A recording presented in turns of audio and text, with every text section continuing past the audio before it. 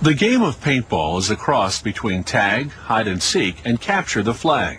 You try to steal the other team's flag and eliminate your opponents with an air gun that shoots an exploding paint capsule called a paintball. Paintballs are made entirely of non-toxic food-grade ingredients. To make the hollow shell, they first pour water into a giant heated mixing bowl.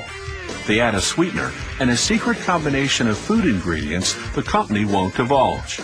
Then, finally, the key ingredient that gives the shell its shape, gelatin, the kind used to make gummy bears. They melt and mix everything for a half an hour. Then line it up for what they call the drop, transferring the gel from the mixer into a heated vat called the gel tote. They filter out any globs that didn't melt.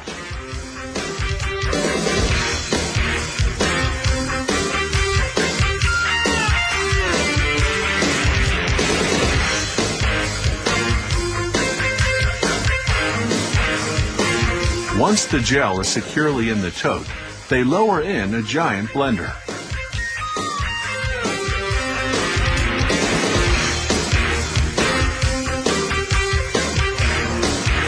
They pour in food dye and blend for about 20 minutes.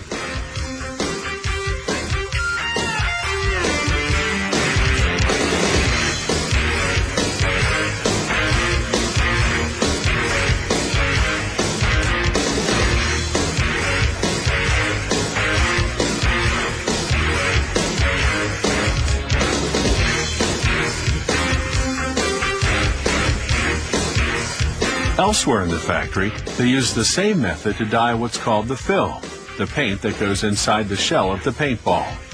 It's made of polyethylene glycol, the inert liquid in cough syrup. They thicken it with crayon wax. The gel and the fill meet their maker in what's known as the feed room. Here, the vats of gel and fill feed a capsulation machine one floor below.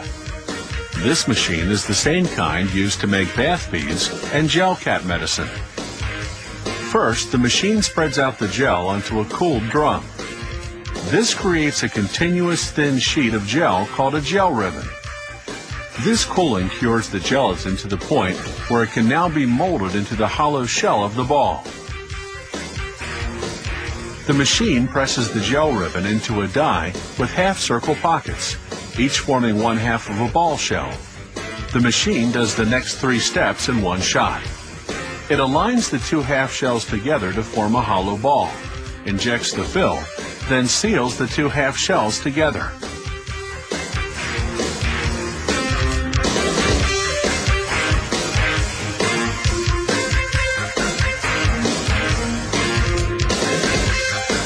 These newly minted paintballs are still quite soft though.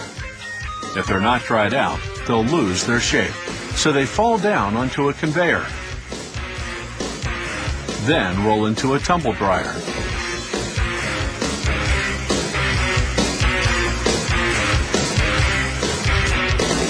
From here, they'll go onto a bakery-style rack until they dry out completely.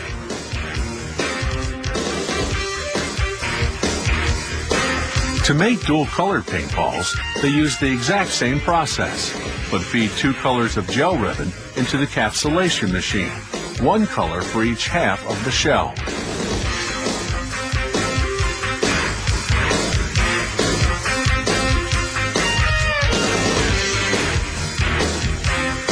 The finished paintballs go through an automatic counting machine.